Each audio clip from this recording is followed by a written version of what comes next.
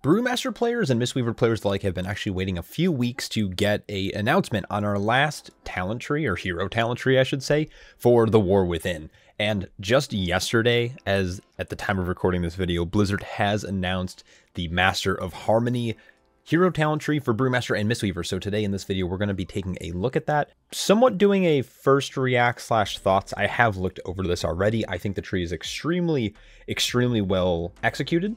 I was a little skeptical before this tree was announced that it would be a little underwhelming or more in favor of the Mistweaver, but I think Blizzard did a really good job at kind of getting the theme down and making the abilities kind of interact with both Mistweaver and Brewmaster in a very unique way. Now, of course, in this video, we are going to primarily be looking at Brewmaster, but without further ado, let's dive in. So here we have the Monk Master of Harmony hero talents, and if you aren't familiar with what hero talents are, essentially what they are going to be, they're an extension of your talent tree. So once you hit level 70, from 70 to 80, leveling up through the War Within, you're going to unlock one talent per point. The first one probably will be unlocked during the pre-patch event. And then the rest of the 9 passes will be unlocked on each level. And then upon hitting 80, you're going to unlock your last node of the tree, which is going to empower your base ability. All right, so let's break this tree down. I'm going to start and just weave my way through. All right, starting it off, we have Aspect of Harmony. Now for the Brewmaster, this is going to store Vitality for 20% of the damage you deal and 10% of the healing. For 10 seconds after casting Celestial Brew, your spells and abilities draw upon stored Vitality to deal 25% additional damage over 8 seconds. Now, this is a little confusing in terms of wording. Now we're going to assume that this is going to be a buff called Stored Vitality, and upon using, well, Celestial Brew, it's going to expel that damage back onto our enemies. So the best way to put this is like reverse stagger, getting a pool of a percentage of our damage taken, and every time we cast Celestial Brew, it's going to then put that onto our enemy. All right, so pretty cool. I'm not really going to go over the Mistweaver. For Mistweaver, it's actually Thunder Focus Tea is what's going to cause the Stored Vitality to do additional healing. But for Brewmaster, it's going to do additional damage dealt. All right, moving down, we have Manifestation. This is just going to be simple. It's Chi Wave, and Chi Burst is going to deal 100% increased damage and healing. We did explore the new class trees and talent reworks yesterday in a video. I'm going to have that probably linked on screen. Chi Burst is getting a massive damage amp by like 150 something percent. And Chi Wave is actually going to be a passive ability baked into Rising Sun Kick. Now, they are going to be on the same node still, so you're basically choosing between a cast versus a passive, but either way, this is going to just be free damage for either of those.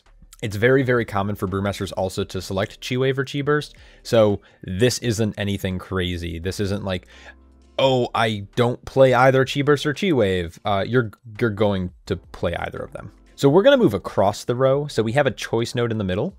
This is going to be between Purified Spirit and a Harmonic Gambit. So for the Brewmaster, Purified Spirit is when Aspect of Harmony ends, which is the main ability once we use Celestial Brew, any remaining Vitality is released as damage over 8 seconds split among all nearby targets. So basically, you're going to use Celestial Brew, you're going to have a buff for 10 seconds that's going to deal additional damage, and then any remaining damage is going to then be split between all enemies within a couple yards of you as a dot, as a damage over time effect. So pretty good. I mean, it's just going to turn it more into an AoE. It's going to mean that you're not going to be wasting any of that stored Vitality just in case you happen to not use Celestial Brew. Now, I will say this. Celestial Brew is kind of an interesting ability because I see a lot of Brewmaster players, especially new Brewmaster players, they just don't hit Celestial Brew. So I'm hoping this incentivizes players to start hitting it. Celestial Brew is a thing you can pretty much hit all the time whenever it's off of cooldown because it's just going to be effective healing because it's an absorb shield.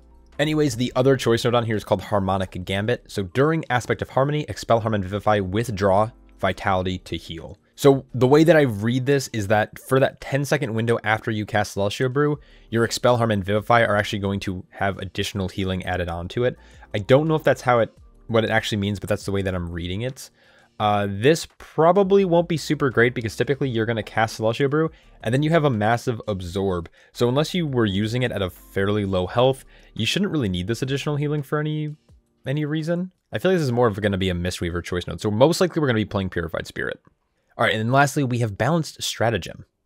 Casting a physical spell or ability increases the damage and healing of your next fire or nature ability by 5% or vice versa. Stacks up to 5. I'm assuming this is going to be 2 separate buffs.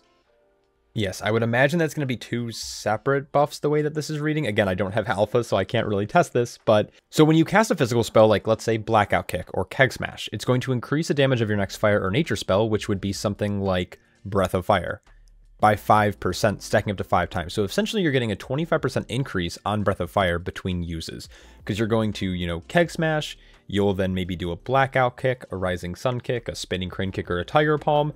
And then at some point, you're probably going to Breath of Fire again, gaining a damage. So this is pretty much a flat damage increase. And then when you do happen to cast a fire or nature spell, things like Expel Harm, Breath of Fire, Rushing Jade Wind does physical. When you cast Chi Wave or Chi Burst, which does nature damage, it's going to increase your next physical spell. So your Keg Smash, your Blackout Kick, etc. So this is going to be free damage. You're probably not going to focus on this too much because you do tend to cast more physical spells than fire or nature spells, but either way, great buff. We're going to just zigzag through here. So next we have another choice node, Mantra of Purity versus Mantra of Tenacity. This one I'm really excited for because Purifying Brew removes 10% additional stagger and causes you to absorb some incoming stagger. I don't know what it means by absorb some incoming stagger. I don't know if it's going to be like a small stagger absorption buff that we're going to have, or if it's going to just eat away some additional stagger. I'm not exactly sure, but overall in higher keys, this is probably going to have a ton of value.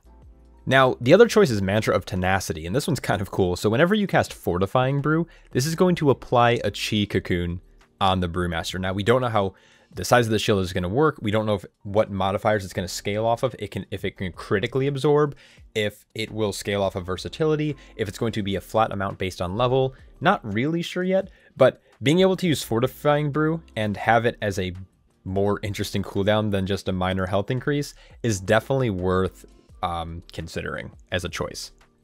In the smack dab in the middle of the tree, down the middle path, we're going to have an ability called Endless Drought. For Brewmaster, this simply gives us one additional charge of Celestial Brew. At first glance, this sounds great. I don't think it's necessarily that insane because you're always probably going to be sitting on one charge. You're going to treat this more or less like Purifying Brew. You're going to use it frequently enough to where once you at least use one charge, you're only ever going to have one charge at a time until you're out of combat for a long period. But what is nice is you can always use Celestial Brew back to back now without having to rely on Black Ox Brew. Now, there might be a thing where they're removing Black Ox Brew. We don't know how they're going to rework Brewmaster yet. After reading the changes yesterday, we saw Dampen Harm and Black Ox statue get moved to baseline. So we can kind of assume that they're going to be reworking the Brewmaster tree. So this might have more use than I'm thinking. Now, if Black Ox Brew does stay in the game and it refreshes both charges, this is going to be extremely impactful for specific pulls where you need a ton of healing because you're going very, very big for your group, or there's just back-to-back-to-back tank busters or magic damage. Either way, I'm not going to complain about it, but I think there might be some drawbacks. Again, it's one of those things that we're going to have to test before we actually know. I don't have alpha access. I don't know if we can test it on alpha currently, but it's something that I'd be curious to look at. Next, we have the choice node, Tiger's Vigor or Roar of the Heavens. So Tiger's Vigor, casting Tiger's Lust on yourself reduces the remaining cooldown of roll by 5 seconds. So this is just going to be a little bit of CDR after you cast Tiger's Lust on yourself, or if you cast it in general, I guess. And then Roar of the Heavens will grant a percentage, 20% of Tiger's Lust speed to 2 allies near the target it's cast on. So a little bit of a group buff. I would imagine this might be a little bit more beneficial in something like PvP, but you might want to take it as a flavor choice in Raid or in Mythic Plus.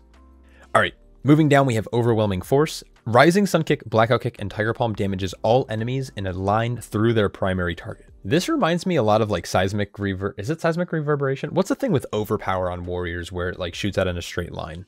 I don't remember exactly. I thought it was a talent, but basically this is going to now turn those abilities into more or less of a small AoE in front of your character or behind your target. Now, I don't know if it's going to deal a small percent. I don't know the value on this, or if it's going to deal actual same amount of damage through everything, which could make Rising Sun Kick pretty nutty in single target, or an AoE, I should say. This is something that we're going to have to test, but again, it's free damage and I can't really complain.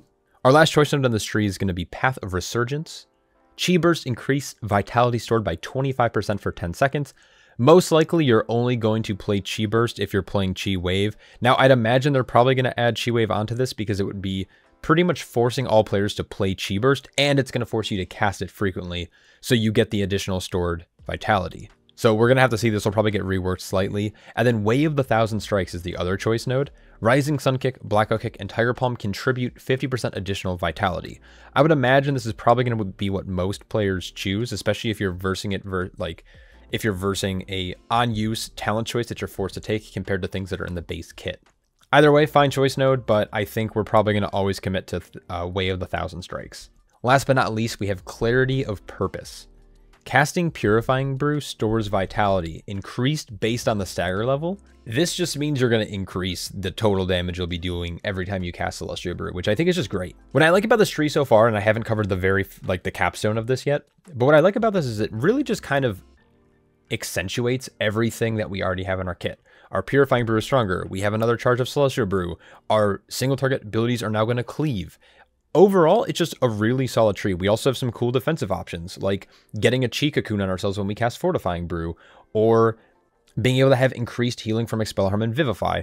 I think, generally speaking, this really complements the Brewmaster kit without any kind of clunky questioning like we saw with the Shadow Pan tree. All right, let's talk about the capstone here really quick, and then I'll kind of give my final thoughts.